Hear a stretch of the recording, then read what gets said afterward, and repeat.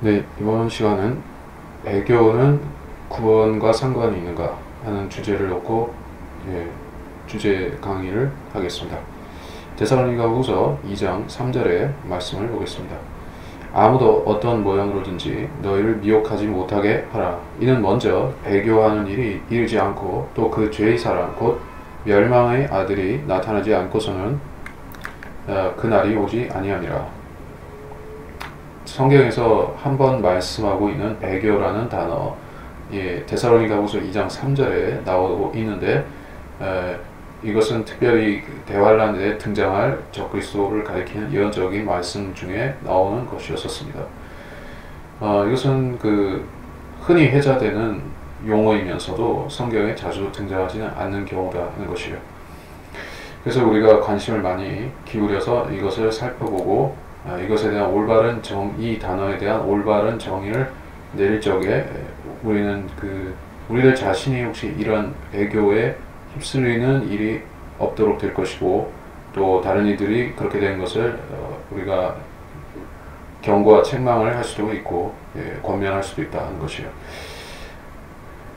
자, 그래서 제가 1차적인 연결 관주는 없기 때문에 믿음에서 떨어진다, 또 버림받는다 하는 간접적인 관주를 가지고 좀 이야기를 하겠습니다. 고린도후서 13장 5절을 한번 보겠습니다. 고린도전서 13장 5절, 고린도후서 13장 5절입니다. 너희가 믿음 안에 있는지 너희 자신을 시험하고 스스로 입증하라. 예수 그리스도께서 너희 안에 계신 것을 스스로 알지 못하느냐. 그렇지 못하면 너희는 버림받은 자들이라. 버림받은 자들이라. reprobate, 영어에서는 버림받은 자들이라고 하는 말을 하고 있습니다. 예수님을 자신 안에 있는 것을 스스로 확신하지 못한다. 자기의 구원의 확신을 갖지 못하는 사람에 대해서 버림받은 사람, 이렇게 성경은 말씀하고 있습니다. 이제 버림받았다는 것은 이제 잃어버린 자, 잃어버린 죄인하고 비슷한 의미가 되죠. 누가복음 19장 10절에 보면 인자가 온 것은 잃어버린 자를 찾고 또 구원하려는 것이라. 잃어버린 자, 즉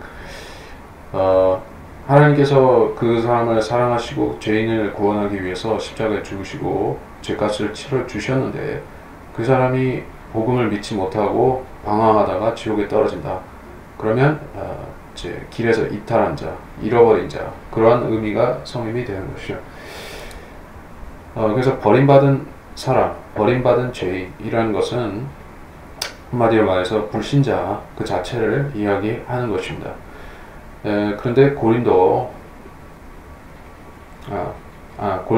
13장 5절에서는 그랬었고, 6절에서나 13장 7절에서도 같은 의미로 버림받은 자라는 말씀을 하고 있습니다만은, 디모데후서 3장 8절에 보게 되면 또 다른 어떤 배교자의 의미에 가까운 말로서 디모데후서 3장 8절에서는 버림받은 자를 말씀을 하고 있습니다.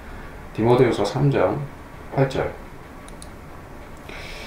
얀네와 얀브레가 모세를 대적한 것 같이 이제 그들도 진리를 대적하니 이 사람들은 마음이 부패하고 믿음에 관해서는 버림받은 자들이라. 얀네와 얀브레, 즉 출애굽 당시 모세를 대적해서 파로 편에서 마법을 행했던 사람들을, 마법사들을 얘기하고 있는 것이요, 마술사들.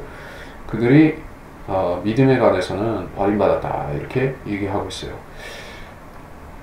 이 사람들은 어떤 사람들입니까? 물론 하나님을 믿거나 회심한 사람들은 아닌 것이요, 그러나 모세를 통해서 나타나는 여호와 하나님의 분명한 드러난 표적들을 보고 이 사람들은 회개의 기회를 받았던 사람들이죠.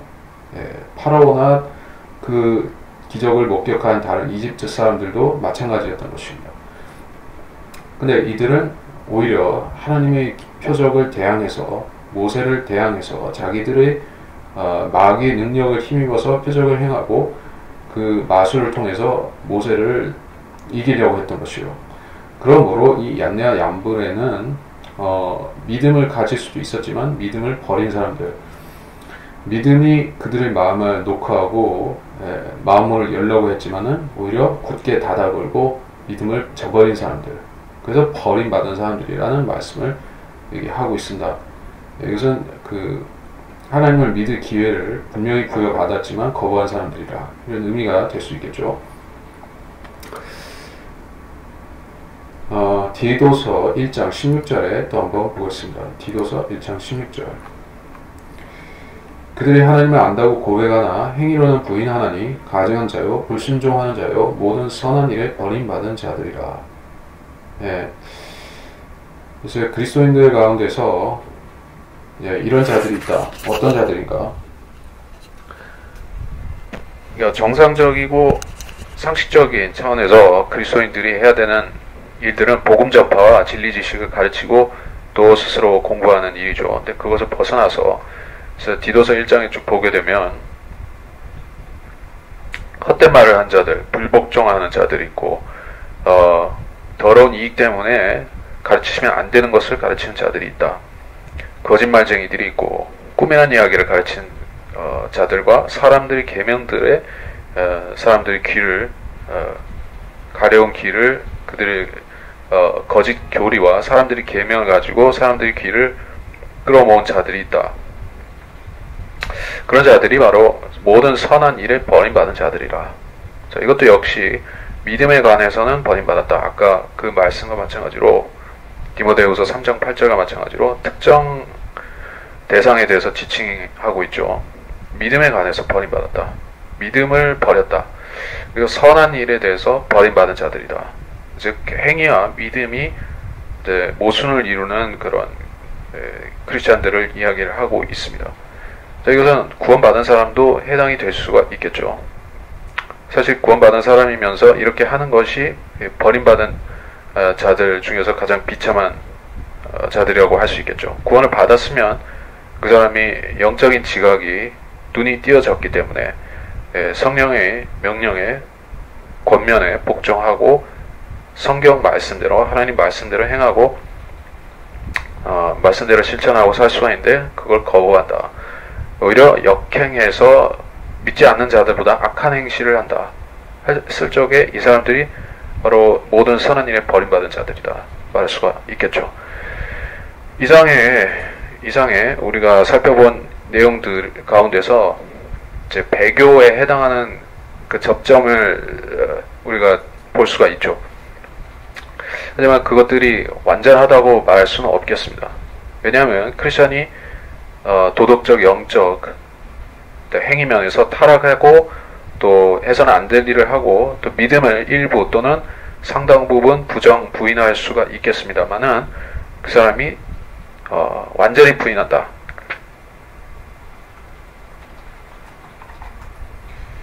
완전히 부인한다 하는 경우는 이제 많지 않다는 것이요. 그래서 제가 지금 마지막으로 한 구절을 더 보겠지만은 이 베드로후서 2장 1절을 보겠는데 이 구절이 사실 배교의 의미의 99%를 충족시킬 수가 있다는 얘기요. 구절을 보겠습니다. 그러나 백성 가운데도 거짓 선지자들이 있었던 것처럼 너희 가운데도 거짓 교사들이 있으리라. 그들은 저주받을 이단들을 비밀리에 불러들여서 자기들을 사신 주를 부인하기까지 하며 급격한 파멸을 스스로 불러들이느니라. 자기들을 사신 주를 부인한다 이렇게요. 이제 구원의 근본적인 하나님께서 자기의 죄값을 치러주셨다. 예수 그리스도를 통해서 십자가에서 내 죄값이 치러졌다 하는 사실을 그걸 부인할 수 있다. 이렇게 얘기를 하고 있습니다. 그래서 그들이 어떤 자들인가? 거짓 교사들이 그렇게 한다고 했습니다. 이 사람들은 어떤 실수나 착오나 어떤 유혹에 휩싸여서 이렇게 하는 것은 아니고 뭔가 작정하고 그렇게 하는 것이에요. 왜냐하면 계획적이고 작정하고 한다는 것이 이 저주받은 이단들을 비밀리에 불러들인다. 아주 고의성이 있죠. 계획적이죠. 이런 사람들이 우리가 상상하기는 어렵습니다. 정상적으로 구원받은 사람들 중에서 행위가 잘못될 수는 있겠죠. 또 선한 행실이 없거나 부실할 수도 있을 것입니다. 복음을 마땅히 전해야 되지만 용기가 없어서 또 사람들 앞에서 숫기가 없어서 그렇게 못할 수도 있습니다. 성경을 마땅히 공부하고 진리 지식을 균형되이 섭취해서 영적 성장을 도모해야 함에도 불구하고 그렇게 하지 못하는 크리스찬들이 다수 있습니다. 그러나 그 사람들이 배교하는 것은 배교자인 것은 아닙니다. 왜냐하면 배교라는 것은 작정하고 그렇게 한다는 의미가 진하게 내포되어 있기 때문에 그렇습니다. 그래서 저는 사실상 이 베드로후서 2장 1절을 배교의 의미로 해석을 하고 받아들입니다. 그리고 데살로니가후서 2장, 우리가 보았던 데살로니가후서 2장 3절의 말씀하고 연결시켜서 보면 정확하다, 이렇게 말씀을 드리겠습니다. 자, 그러면 아까도 얘기를 했었지만 데살로니가후서 2장 3절의 말씀은 대환란과 적그리스도의 등장에 연관되는 말씀이었었죠. 그리고 그때 배교하는 일이라고 하는 것은 교회 시대의 일반적인 그런 배교 행위라기보다는 환란에 인접했거나 환란 그 자체에서 일어나는 사건이다라고 보는 것이 맞습니다. 그래서 특별히 베드로후서 같은 베드로전서라든지 베드로후서, 요한 1, 2, 3서, 또 히브리서, 야고보서, 또 이런 유다서, 이런 서신서들을 뭐라고 부르냐 하면은 일반 서신서라고 이야기를 합니다. 이 서신서들을 사도 바울의 은혜복음을 담고 있는 13권의 또는 12권이라 하지만 13권의 이 바울 서신서들하고 구별해서 이야기를 하는 것이 뭐냐, 이 일반 서신서에는 환란 시대에 대한 교리들이 많이 들어가 있습니다.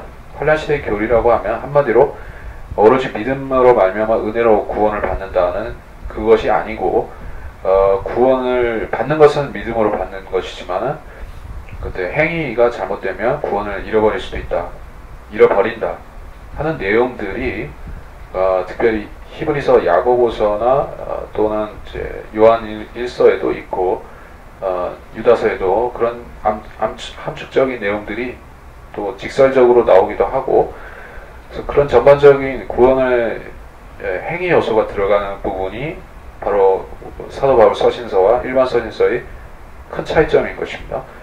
그래서 이 자기들을 사신 주를 부인하는 이 부분이 베드로후서에 나오는 것도 우리가 주목할 필요가 있는 것이다.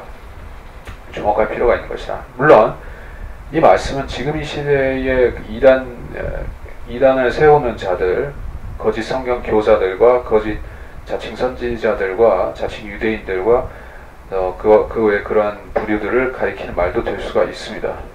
특히 한국적인 상황에서는 이런 자들이 무척 많이 등장하고 있고, 그들은 신천지라든지 또 한국화된 여러 이단들, 종파들이 있죠. 구원파와 통일교와 이런 자들이 바로 자기들을 사신 주를 부인하는 그들의 전직을 보게 되면 목사도 있고 전도사도 있고 교계 지도자, 교계에서 상당한 영향력을 갖던 사람들이 배교해서 그렇게 하는 경우가 있었다는 것입니다. 근데 저는 지금 그 배교가 구원하고 구원의 탈락과 상관이 있는가 하는 이야기를 하고 있습니다. 근데 성경에서 우리가 앞서 봤던 그 믿음을 상실하는 내용의 구절들이라든지 또는 우리가 지금 본 배교의 의미의 두 구절이라든지 이런 데서 어떤 사람이 그리스도인이 되었다가 믿음을 상실했을 적에 구원을 잃어버린다, 그런 직설적으로 말씀하는 것은 아니죠. 믿음에서 떨어져 나간 것은 맞지만 그것이 구원의 상실로 연결되지는 않는다는 것이요. 왜냐하면 주님께서는 그 신실하시기 때문에 자기를 부정하실 수 없습니다.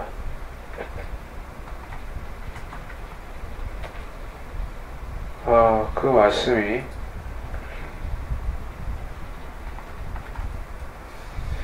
신실하시기 때문에 자신을 부인하실 수 없다.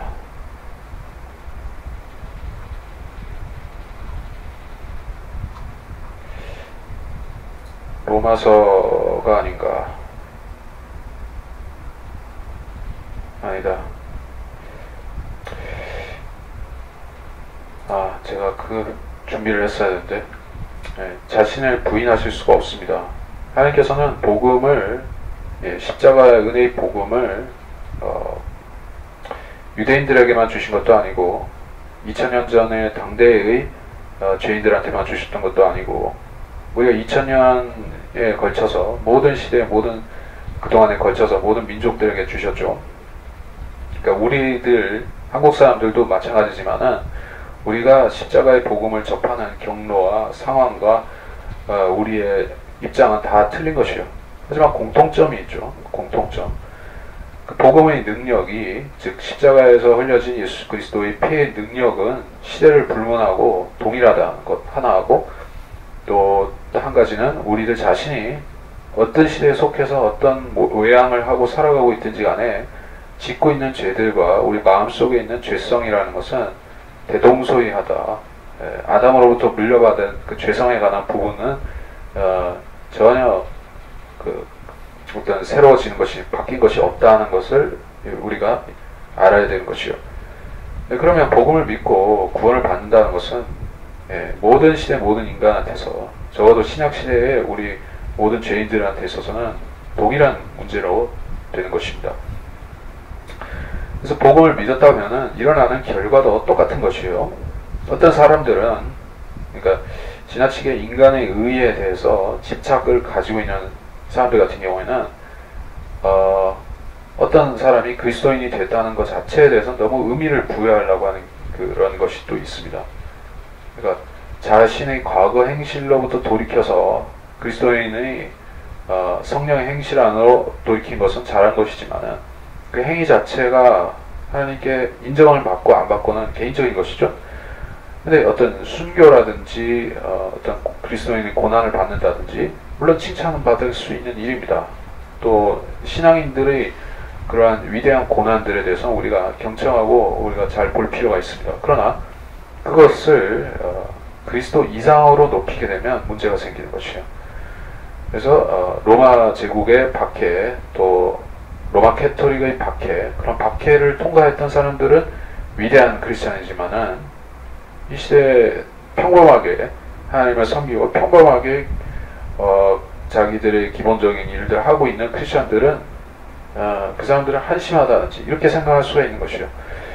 그러면 이제 그 사람은 이제 어떤 영웅적인 행동을 하고 안 하고 하는 것이 그리스도인의 신실함으로 판단하게 된다는 것이요. 그래서 영웅적인 행동, 즉 순교나 순교에 거의 준하는 그러한 간증이 없다고 하면, 사실상 순교라는 것은 삶의 마지막 간증이라고 하겠으니까 그러한 순교 같은 궁극적인 일을 하지 못하면 그리스도인은 별 볼 일 없다. 그 믿음은 떨어져 나갈 수도 있고 그런 믿음이다. 이렇게 생각할 수가 있겠습니다. 믿음의 가치 평가를 그런 식으로 하게 되면 그거는 성경적이지 못하고 사도 바울의 은혜 복음에도 벗어나는 것이요. 믿음이라는 것은 하나님께서 선물로 주셨다는 것을 우리가 알 필요가 있습니다. 믿음이 선물이에요. 믿음이 선물이다. 너희가 믿음으로 말미암아 은혜로 구원을 받았으니 이것은 하나님의 선물이요. 이렇게 말씀하셨죠. 로마서 5장 18절 그러므로 한 사람의 범죄로 말미암아 심판이 모든 사람에게 임하여 정죄에 이른 것 같이 한 사람의 의로 말미암아 값없는 선물이 모든 사람에게 임하여 생명의 의롭다 하심에 이르렀느니라. 구원은 선물입니다. 어떤 식으로 받을 수 있는 선물인가요? 하나님께서는 이것을 주기 위해서 인간에게 선택의 기회를 주시고 복음을 들을 기회를 주셨다는 얘기입니다. 그런 기회를 받았을 때 그 사람이 하나님께서 나한테 이것을 주신다, 거저 주신다 하는 사실을 들었을 때 받으면 그 사람은 선물을 받는 것이요. 그러나 거부하면 선물은 못 받는 것입니다. 간단한 원리죠. 어떤 행위가 들어가지 않았습니다. 선택입니다. 선택하고 선택을 안 하고 하는 차이만 있습니다. 그러니까 이 구원을 받는 것은 행위와 무관하게 된 것인데, 그 구원을 받은 이후에 그리스도인들이 어떤 식으로 하나님께 인정받고 하늘에서 상을 받을 수가 있습니까? 그 사람의 각기 처한 환경은 다르지만 하나님께서 그 사람에게 맡겨주신 과업들이 있다는 것입니다. 어떤 사람에게는 큰 것을 요구하시고 어떤 사람에게는 적당히 또는 적은 것을 요구하실 수 있습니다. 능력에 따라서 주시는 것이에요. 또 그 사람의 내면을 보시고 어느 정도를 할 수 있겠다고 하면 그 사람에 걸맞게 일을 맡겨주시는 것입니다. 그래서 자기한테 맡겨주신 것을 충실히 잘 수행하면 그에 맞춰서 상을 받는 것입니다. 모든 사람이 순교자가 되고 모든 사람이 고난을 받고 모든 사람이 신앙 때문에 감옥에 갇히고 그렇게 해야지만 되는 것이 아니라 하나님께서 맡겨주신 것만큼 하면 되는 것이요. 그 때문에 순교를 못했다고 해서 그 큰 고난을 받지 못했다고 해서 나의 신앙의 값어치가 못하다. 로마 시대 그리스도인들보다 내가 격이 떨어진다. 이렇게 생각할 것은 아니란 얘기예요. 하나님께서 원하신다면 그렇게 여러분을 빚어내실 수도 고난의 용광로에서 그렇게 빚어내실 수도 있는 것입니다. 물론 지금도 고난을 받고 있는 전 세계 모슬렘과 독재 국가에서 고난을 받고 있는 크리스찬들도 없지 않이 있죠. 하지만 여러분은 그런 것에 대해서 자신을 비교급으로 놓고 왈가왈부를 하는 것은 잘못된 것이고 자기한테 무엇이 주어졌는지 현재 하나님께서 나한테 요구하시는 것이 무엇인지를 여러분이 알고 하면 되는 것입니다. 이 얘기를 좀 길게 했지만은 그렇습니다. 신실하게 하나님이 맡겨주신 사역을 하고 있는 사람이 그것을 끝까지 잘 수행하면 그 사람은 이 생에서도 하나님께서 지켜주시고 또 그리스도의 심판석에 가서도 그는 자기 받을 상들을 받는 것입니다. 근데 그렇게 하지 않는 사람들이 있죠. 바로 이제 그리스도의 심판석에서 상을 받지 못하는 사람들인데 그들은 실족하고 다른 이들을 실족해 하고 또 자기 일들을 돌아보지 않았기 때문에 상을 받지 못하는 것이요. 그러니까 데살로니가후서 2장에서 보았던 그 배교하는 일이라고 하는 것이 그 정도의 의미일까요? 그러니까 저는 그 신실하지 못한 크리스찬들, 실수한 사람들 그런 뜻으로 말씀하는 것일까요? 아니라는 얘기입니다. 단순하게 그냥 배교하는 일이라고만 거기서 말씀을 했기 때문에 무엇을 말하는가, 어떤 배교를 얘기를 하는가 하고 궁금증을 가질 수가 있습니다. 항상 역사는 되풀이된다라고 했으니까 우리가 과거의 사례를 비교해보면 답을 어느 정도 알 수 있지 않을까 합니다. 그래서 위대한 부흥이 있고 난 다음에 엄청난 배교가 뒤따르는 어떤 사건을 보게 되면 우리가 이것이다 하고 알 수가 있겠죠. 구약은 우리의 교훈들을 주기 위해서 기록된 말씀들이 있으므로 우리가 구약을 잘 살피면 이것을 역시 알 수가 있습니다. 그래서 다니엘서를 보게 되면 다니엘 2장과 3장을 보게 되면 어떤 일들이 있냐. 다니엘 2장에서는 느부갓네살왕이 기이한 꿈을 꾸고 형상이 나타난 꿈을 꾸었는데 그 꿈을 다니엘을 통해서 성령의 해석을 받아서 해석하고 그것에 감명을 받아서 다니엘을 고관으로 앉히고 이런 사건이 있었죠. 그런데 어떤 일이 일어났습니까? 3장에서 다니엘 3장에서 느부갓네살이 갑자기 이상한 짓을 하는 것이요. 이거는 이제 물론 2장에서 느부갓네살 왕이 완전히 하나님 앞에 굴복하고 완전 하나님 앞에 마음을 바치고 그렇게 신자가 된 것은 말하자면 유대교가 아니죠. 참된 신앙으로 돌이킨 것은 아니었었습니다. 하지만 그는 하나님을 두려워한다는 그런 표현을 했습니다. 다니엘 2장 47절에 보게 되면 왕이 다니엘에게 대답하여 말하기를 네가 이 은밀한 일을 나타낼 수 있음을 보니 너희의 하나님은 신들 중에 신이시오 왕들 중에 주시며 은밀한 일을 나타내시는 분이 심히 분명하도다. 뭡니까? 하나님의 위대하심을 송축하고 있는 것입니다. 물론 여기서 신들 중에 신이다 해서 다신교를 완전히 벗어나지는 못했지만은 그래도 하나님은 최고의 하나님이시다 이렇게 고백까지 했습니다. 상당한 수준의 고백을 했다는 얘기입니다. 이것 정도의 고백도 못하는 사람들이 많은데 느부갓네살은 지혜와 지식이 출중한 이방인이었기에 이방인 군주였기에 이 정도도 할 수가 있었던 것이에요. 그렇게 명철하고 눈치 빨랐던 느부갓네살이 왜 이렇게 이상하고 어리석은 짓을 한 것입니까? 3장 1절에 보게 되면 느부갓네살이 금으로 형상을 만들었으니 그 높이는 60큐빗이요 너비는 6큐빗이라 그가 그것을 바빌론 지방에 있는 두라 평원에 세웠더라. 형상을 세우고 말았습니다. 이스라엘도 이 비슷한 일이 있었죠. 광야에서 금송아지를 만들고 그것을 하나님을 대체하는 수단으로 삼으려고 했었던 것부터 우리가 보면 이 부흥과 배교 이러한 연결고리를 조금 느낄 수가 있는 거예요. 제가 엄밀히 말해서 다니엘 2장에서 부흥이라고 하는 것이 일어나는 것은 아니죠. 하지만 느부갓네살이 하나님을 두려워하기 시작했다는 것은 말하자면 이제 요나서에서 니느웨 왕이 회개한 것과 거의 동급의 사건이라고 봐도 무방하지 않겠습니까? 니느웨 왕이 회개했을 때 어마어마한 사건이었었죠. 그래서 하나님께서는 니느웨의 멸망을 유보시켜 주신 것이에요. 그것이 아마 영적으로 큰 사건이었었습니다. 다니엘 2장의 사건도 마찬가지로 큰 사건입니다.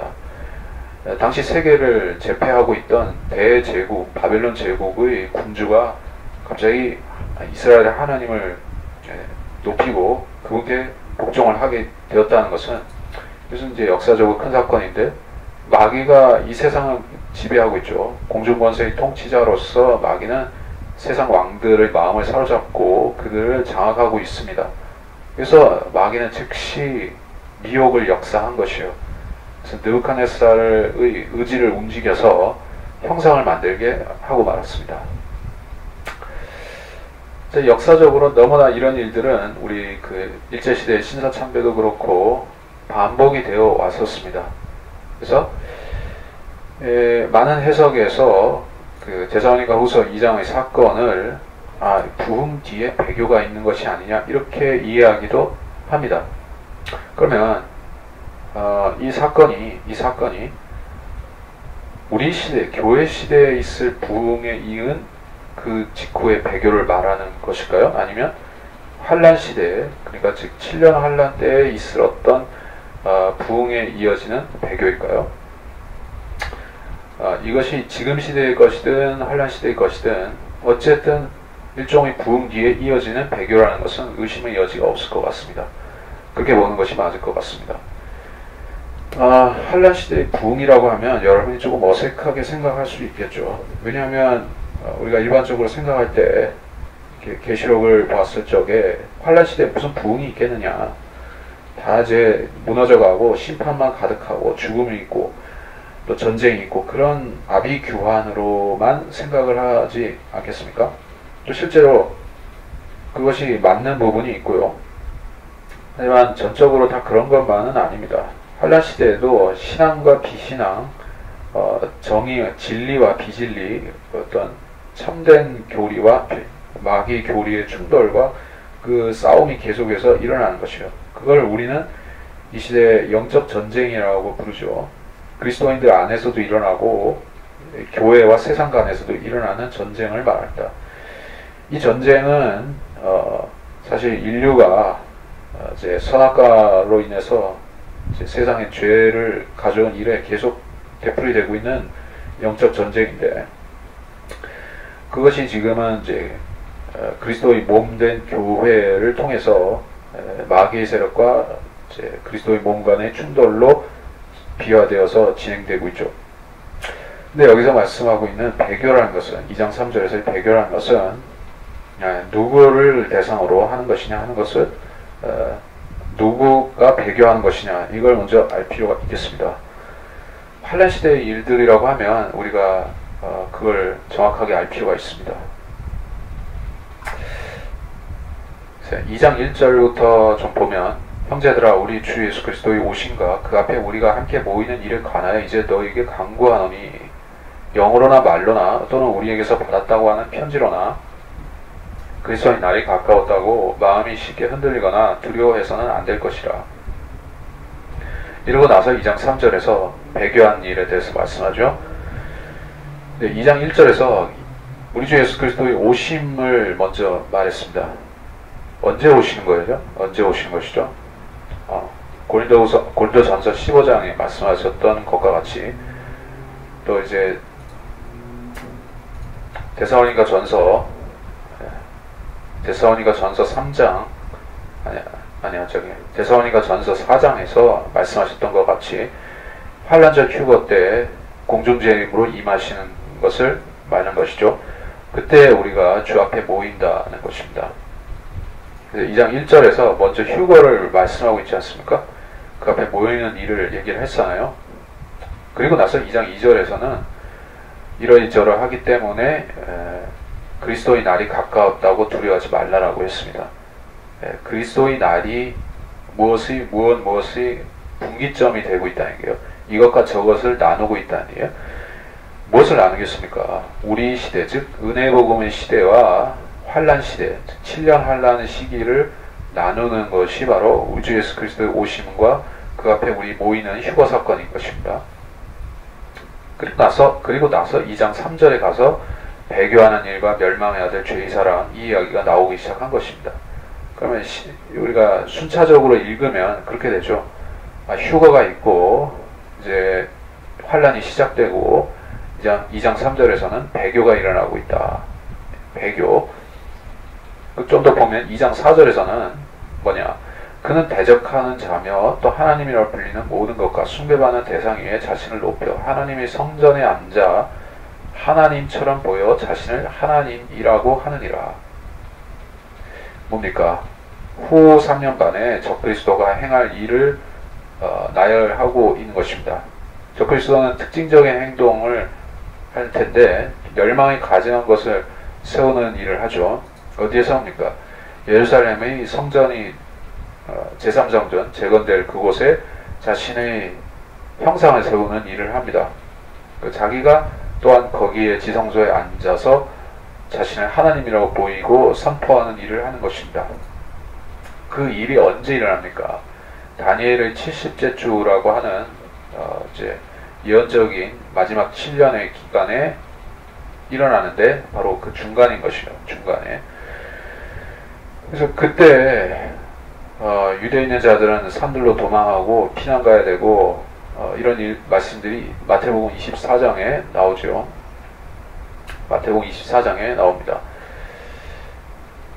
마태복음 24장 15절 그러므로 너희가 선지자 다니엘을 통하여 말씀하신 멸망이 가증한 것이 거룩한 곳에 선 것을 보리니 읽는 자는 깨달으라. 멸망이 가증한 것이 세워진다. 자, 그래서 이것도 우리가 좀 보면 마태복음 24장 15절에 그 말씀이 있기 전에 그 앞부분에서는 어떤 일들이 일어납니까? 뭐 전쟁과 전쟁의 소문, 뭐 기근, 역병, 지진 등등으로 시작해서 즉 환란의 시작부터 이렇게 묘사가 되다가 그러면 점점 이제 거짓 선지자, 거짓 그리스도들 이런 자들이 나타나서 세상을 흐트러뜨리고 미혹시키는 일들이 쭉 나옵니다. 여러분 이것을 이 시대의 일로 읽을 수도 있습니다. 그렇게 읽을 수도 있지만은 이미 이것은 세상 끝에 있을 일을 말씀하기 시작한 것이요. 마태복음 24장 전체가 세상 끝, 즉 환란 시대에 7년 환란 때 있을 일들을 쭉 말씀하고 있는 것입니다. 그래서 이거를 교회 시대에 이 비슷한 일들이 있을 거다라는 추측은 하지만은 특히 교회 시대 끄트머리에 이 비슷한 일들이 조금씩 일어날 것이다 라고 생각을 할 수 있지만 이 일들 자체가, 이것들 자체가 우리 시대는 아닙니다. 이미 교회가 휴거돼서 떠난 이후에 시작되는 일들인 것이요. 어쨌든 24장 14절에 보게 되면 뭐가 있습니까? 이 왕국 복음이 모든 민족에게 증거되기 위하여 온 세상에 전파된다. 이 이야기를 하고 계시죠. 예수님이 왕국 복음이 전파된다. 왕국 복음은 뭡니까? 이제 이스라엘과 관련이 되고 또 이제 예수 그리스도의 천년 통치와 관련된 복음이죠. 그분이 통치하시가 이제 지상에 왕으로 오신다. 만왕의 왕으로 오신다. 그거를 이제 사람들한테 알려주는 이제 왕의 전령 역할을 하는 것이죠. 이제 초림 예수 그리스도 당시에는 누가 이 역할을 했냐면 바로 침례인 요한이 유대인들에게 이것을 부지런히 전파하고 알렸습니다. 이제 환란 시대, 즉 앞으로 올 환란 시대에도 그 비슷한 역할을 할 사람들이 나타나겠죠. 대표적인 사람들이 누구겠습니까? 요한계시록 7장 또 이제 14장에 등장하는 그 14만 4천의 열두지파 사람들이, 남자들이 그들이죠. 그 사람들이 전파하는 것이 다름 아닌 왕국 복음이다 하는 것이요. 그래서 왕국 복음을 전파해서 유대인에게 전파하고 이방인에게 전파해서 그들 가운데서 많은 이들이 믿을 것이다 하는 얘기예요. 믿었으면은 그 사람들은 뭐라고 불려지겠습니까? 환란 성도라고 부를 수 있겠죠. 뭐 다른 이름으로 부르든지 상관없지만은 아무튼 지금 이 시대에 우리 같은 사람들은 아니죠. 왜냐하면 교회는 이미 떠났거든요. 교회는 이미 막차가 떠났습니다. 휴거가 된 것이요. 그래서 그 이후에 믿을 사람들은 이제 환란 시대의 열매들, 성도들이죠. 이 이야기를 한 이유가 배교하는 일이 무엇이냐 하는 것입니다. 바로 2장, 데살로니가후서 2장 4절에서 멸망의 아들이 예루살렘에 나타나서 이런 일을 하기 직전에 뭐가 일어나느냐? 배교다. 얘기예요. 배교. 멸망의 아들이 전 3년 반에 뭘 하고 돌아다니죠? 뭘 합니까? 전 세계를 정복하고 또 미혹하고 그런 일을 하죠. 계시록 6장에 보게 되면 흰말 탄 자가 등장하면서부터 이 일이 시작되죠. 그래서 그는 먼저 무엇으로 오냐? 죄의 사람으로 올 것입니다. 죄의 사람. 그리고 이제 2장 3절에서 또한 멸망의 아들로 바뀌어질 것입니다. 멸망의 아들로서 그는 예루살렘에 있을 것입니다. 그래서 그 전 3년 반에는 죄의 사람으로서 전 세계를 미혹하는데, 미혹의 결과 무엇이 일어나냐? 배교하는 일이 일어난다는 얘기요. 배교. 자, 그거는 이제 알겠죠. 왕국 복음을 전파하는데 유대인들이 전파해서 세상 사람들 많이 믿게 만들었는데, 유대인들도 포함해서 많이 믿게 만들었는데, 이제 갑자기 적그리스도가 어떤 이상한 짓을 해서 그 사람들을 다 넘어뜨리는 것이에요. 쓰러뜨리는 것입니다. 어떻게 그게 가능할까요? 적그리스도가 무슨 기막힌 묘안을 냈길래 이때 전파하는, 환란 전 3년 반에 전파하는 그 사람들, 두중인은 아직 아니고 전파하는 그 14만 4천의 사람들은 굉장한 하나님의 큰 능력들을 받은 사역자들입니다. 그 사람들은 뭐 죽은 사람 살릴 수도 있고요, 뭐 또 질병들을 치유하고, 또 여러 가지 물을 그건 아니죠. 또 여러 가지 사도들이 표적을 행하는 것입니다. 독을 마셔도 죽지 않고. 자, 일단 마가복음 16장을 보겠습니다. 어떤 기적을 행하는가? 16장 15절. 또 주께서 그들에게 말씀하시기를 너희는 온 세상에 가서 모든 피조물에게 복음을 전파라. 믿고 침례를 받은 자는 구원을 받을 것이나 믿지 않는 자는 정죄함을 받으리라. 17절. 믿는 자들에게 이러한 표적들이 따르리니 즉 내 이름으로 그들이 마귀들을 쫓아내고 또 새 방언들을 말하리라. 18절. 그들은 뱀들을 집을 것이요 어떤 독을 마실지라도 결코 해를 입지 않을 것이며 병자에게 안수하면 그들이 회복되리라고 하시더라. 자, 이런 내용입니다. 이런 것들을 행하는 것이요. 누가? 14만 4천 명 그 선지자들이 이런 일들을 합니다. 그러니까 이 표적을 보고 믿은 사람들은 어떻겠습니까? 굉장히 믿음이 신실하고 좋을 것 같죠. 좋지 않겠습니까? 우리는 이런 것들을 꿈에도 못 보는데 어떻게 이런 거 볼 수가 있냐 하는 것이요. 그 사람들은 다 보고 믿는 것이요.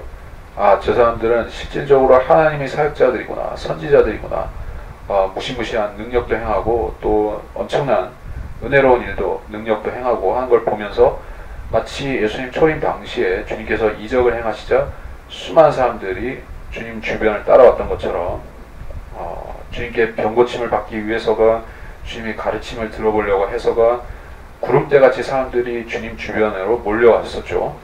그 비슷한 현상들이 아마도 7년의 전 3년 반 중에도 일어날 것입니다. 14만 4천이 사도들의 능력을 행사하면 그런 일이 또 일어날 것입니다. 지금은 어떻습니까? 사도들이 물론 없죠. 지금은 가짜 사도들은 있습니다. 신사도, 은사주의의 그 능력 행하는 자들, 가짜 능력이죠. 근데 그 사람들의 구름대같이 사람 모아서 뭐를 하죠? 헌금을 받죠. 돈을 거두고 기금을 조성하고 또 사람들에게 거짓 위안을 던져주죠. 그래서 그 사람들은 사람을 모아도 무슨 믿음을 낼 수가 없습니다. 믿음을 낼 수가 없습니다. 물론 그리스도인들은 그런 식의 어떤 서커스라든지 쇼맨십을 보고서 믿어서도 안 되지만 어쨌든 그 사람들은 그 믿음 자체도 가짜인 것이요. 사람들한테 거짓 위안만 던져줄 뿐입니다.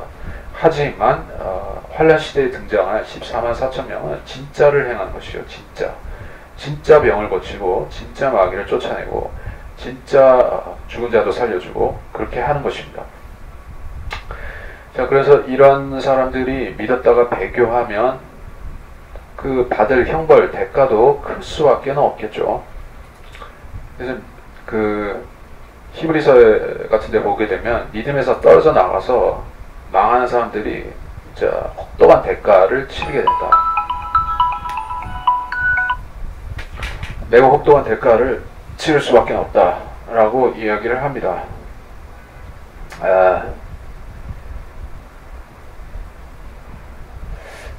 히브리서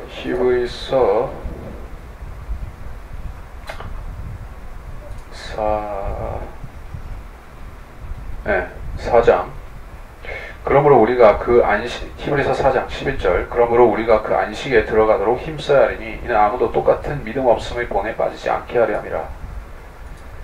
환란 시대에는 구원을 받았다가 구원을 떨어져 나가고 잃어버릴 수 있습니다. 히브리서 6장 6절 보면 만약 떨어져 나간다면 다시 새롭게 회개시킬 수 없나니 이는 그들이 스스로 하나님의 아들을 다시 십자가에 못 박아 공개적으로 조롱합니다. 이렇게 됩니다. 여러분이 배교라는 말을 단순하게 생각하면 칼빈주의자들이 잘못 이야기하는 것을 받아들일 수도 있죠.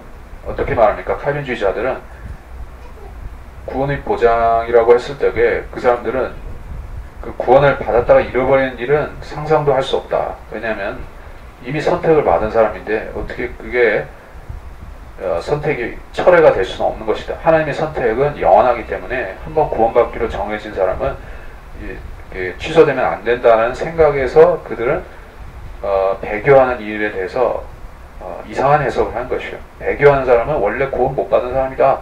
이렇게 얘기를 합니다. 하지만 그것은 교회 시대의 그 배교의 개념으로서도 틀린 것이고 환란 시대의 기준으로서도 안 맞고 어느 시대든지 구약이든지 사도행전이든지 어느 시대든지 간에 그 사람들의 해석은 잘못된 것이요. 왜냐하면 구약 시대에도 구원을 받았다가 잃어버리는 지언정 구원도 못 받았는데 못 받은 구원을 또 잃어버릴 수는 없는 것이죠. 신약 시대에는 구원을 받았으면 이 성령으로 잊혀졌기 때문에 상실은 불가능합니다. 칼빈주의자들이 말하듯이 선택이 영원하기 때문에 그렇게 되는 것이 아니라 하나님께서 이미 성령 침례로 성령의 인치심으로 자녀 삼으신 자가 이제 그 인간의 행위로 자신의 행위 때문에 구원에서 떨어질 수 없다는 얘기예요. 그것을 인정해야 되고 또 환란 시대는 어떻습니까? 사람들이 예수 그리스도를 그때 믿고 구원을 받았다 할지라도 우리 시대에 성령의 인침이 더 이상 없고 그 사람들은 이제 자기 본연의 믿음을 가지고 계속 버텨야 되는 것입니다. 그러다가 환란 시대의 끝에 가서 예수님이 오시면 그들은 휴거를 받든지 또는 재림하신 예수님을 만나서 천년왕국에 들어가는 것이요. 그래서 구원에서 떨어져 나가는 것이 실제로 가능하다. 환란 시대는 그것이 실제로 가능하다 하는 말씀입니다. 그래서 우리가 이제 데살로니가후서 2장 3절에서 우리가 보았던 배교하는 일이라고 한 것은 사실은 그렇습니다. 우리한테도 개념상으로는 배교라는 것이 있지만은 신사참배라든지 그 외에 그리스도인이 지조를 굽히는 모든 것이 배교라고 할 수 있겠죠. 신앙의 근본을 내던진다면 그것은 당연히 배교죠. 하지만 그것이 우리의 구원 문제하고는 차원이 다른 것입니다. 어떤 사람이 그러니까 상상하기는 어렵다 할지라도 그 구원을 받았으면서 예수 그리스도의 존재를 부인하고 그 성경과 신앙의 근본을 다 없는 것으로 부인한다고 하면 진심으로 그러기는 어렵겠죠. 사실 어떤 정상적인 정신 상태를 가진 이상에는 말하자면 미치지 않고서야 그렇게 하기는 어렵겠죠. 하지만 그렇게 한다 할지라도 구원을 잃어버린 것은 아니다는 얘기예요. 왜냐하면 우리가 구원을 받기 전까지는 우리 자신의 자유의지가 내가 믿겠다든지 하나님 말씀을 듣겠다 듣지 않겠다 하는 우리의 의지가 우리의 운명을 좌우하고 하지만은, 그래서 복음을 들을 때까지는 우리의 자유의지가 구원의 어떤 캐스팅 보드 역할을 합니다만, 그것이 역할을 이미 하고 이제 우리가 성령 안으로 인침을 받은 다음에는 우리의 의지가 그것을 역행시킬 수가 없다는 얘기요. 원래대로 해놓을 수가 없다는 얘기입니다. 그래서 엎어진 물과 같이 주워 담을 수가 없다. 왜냐하면 이제 우리는 하나님과의 관계를 우리 스스로 끊어버릴 그런 능력이 없습니다. 십자가의 복음의 능력은 우리의 의지를 어떤 부분에서 초월하는 것이요. 우리가 그 안으로 침례받으면, 그리스도의 죽으심 안으로 침례받으면 거기서 사안은, 이 구원 문제라는 사안은 종료되는 것이요. 우리가 그걸 호떡 뒤집듯이 뒤집을 수가 없게 되는 것입니다. 시간상 조금만 더 하겠습니다. 자, 그래서 로마서에서는 누가 우리를 그리스도의 사랑에서 끊을 수가 있는가라고 하나님께서는 우리한테 질문하신 것입니다. 결코 누구도 어떤 존재도 우리를 그리스도한테서 분리시킬 수가 없다는 말씀입니다. 왜요? 왜 우리를 그리스도부터 분리시킬 수가 없죠? 우리의 의지가 우리를 구원시키는 것이 아니기 때문에 그렇습니다. 우리가 하는 어떤 입술로서의 하는 그 고백이 우리를 그리스도께 지속적으로 묶어놓는 것이 아니라는 얘기예요. 우리가 매일매일 그리스도를 고백해야 우리가 그 효력으로 그리스도께 묶여있는 것이 아닙니다. 이제 입술로 하는 고백은 그리스도 안으로 들어가기 위한 절차였던 것이요. 성령께서 인도하시는 절차였던 것입니다. 그리고 그것은 한 번이지 수십 번, 100번 반복되는 것이 아닙니다. 그래서 마지막으로 조금 보고 로마서 8장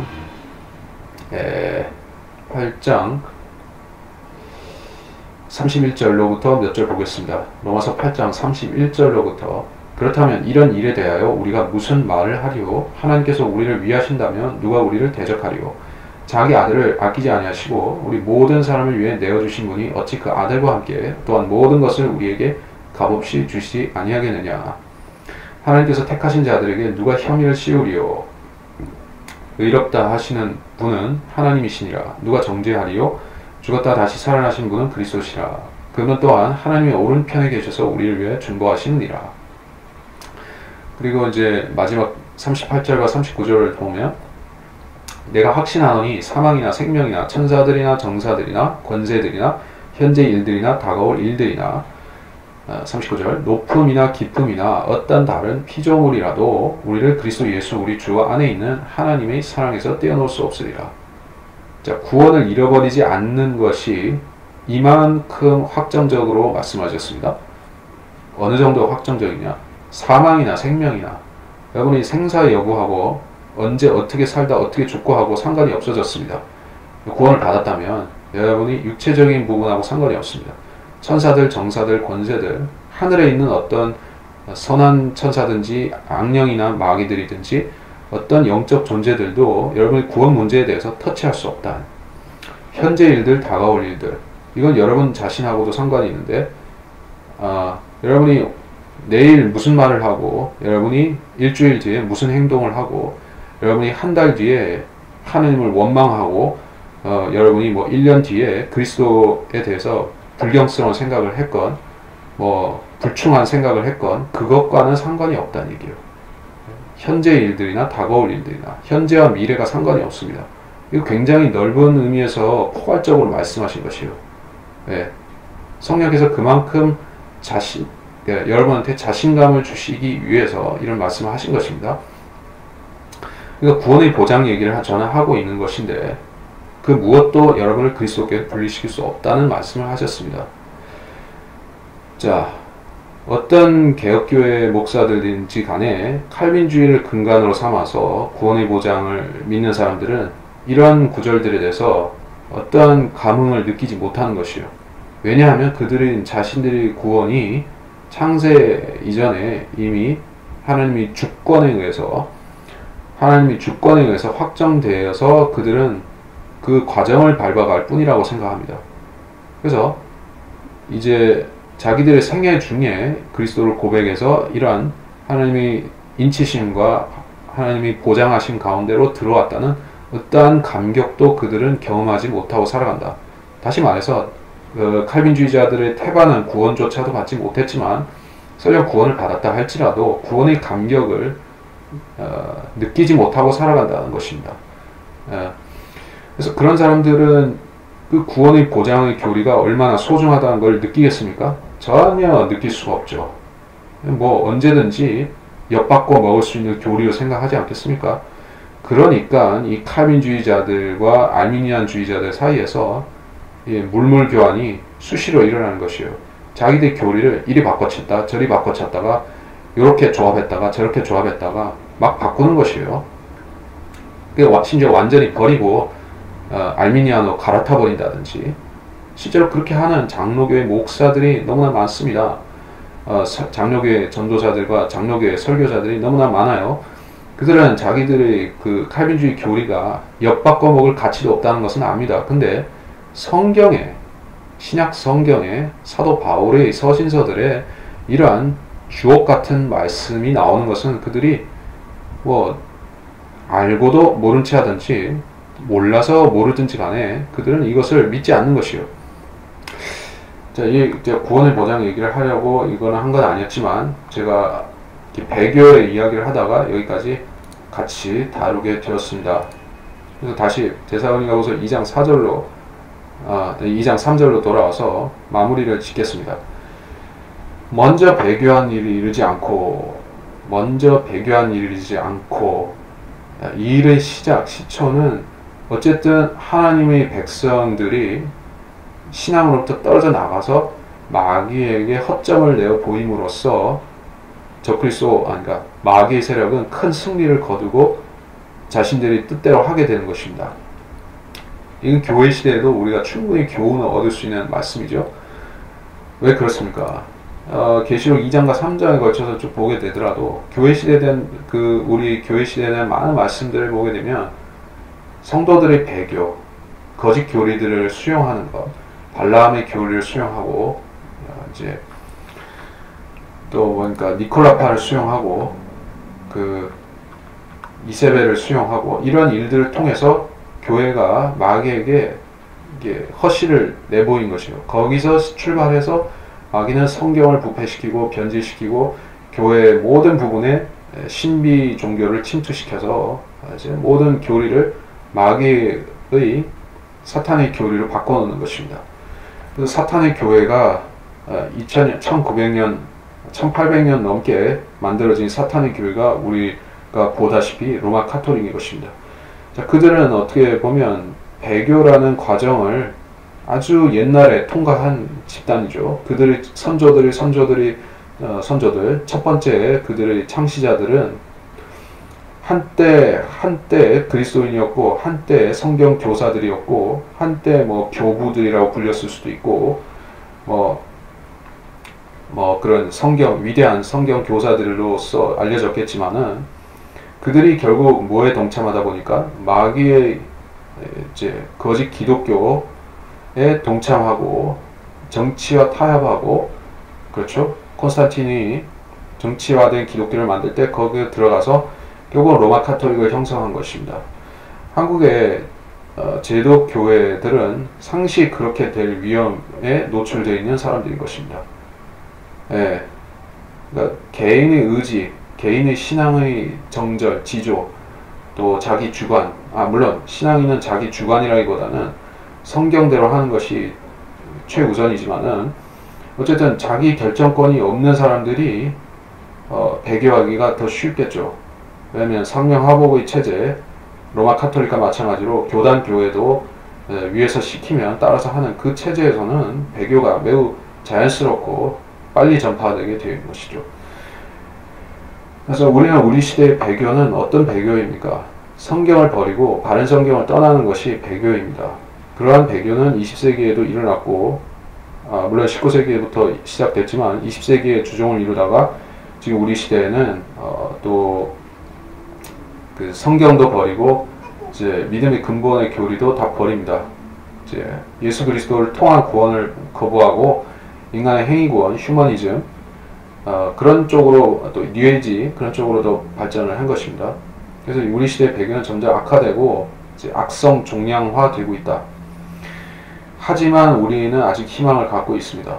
왜? 성경대로 믿는 사람들이 한국에도 있고 미국에도 있습니다.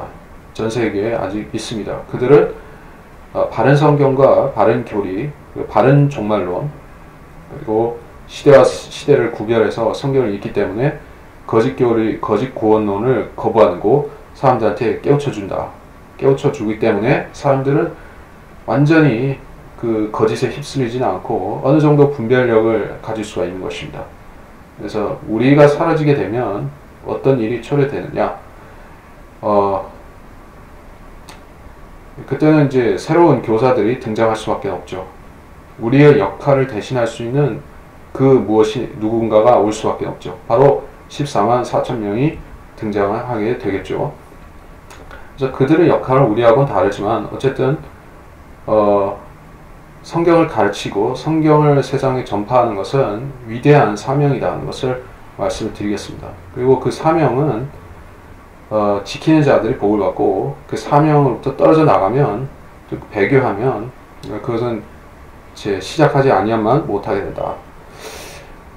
그래서 결론적으로 배교는 구원을 상실하는 것이 아니다라는 말씀을 드렸습니다.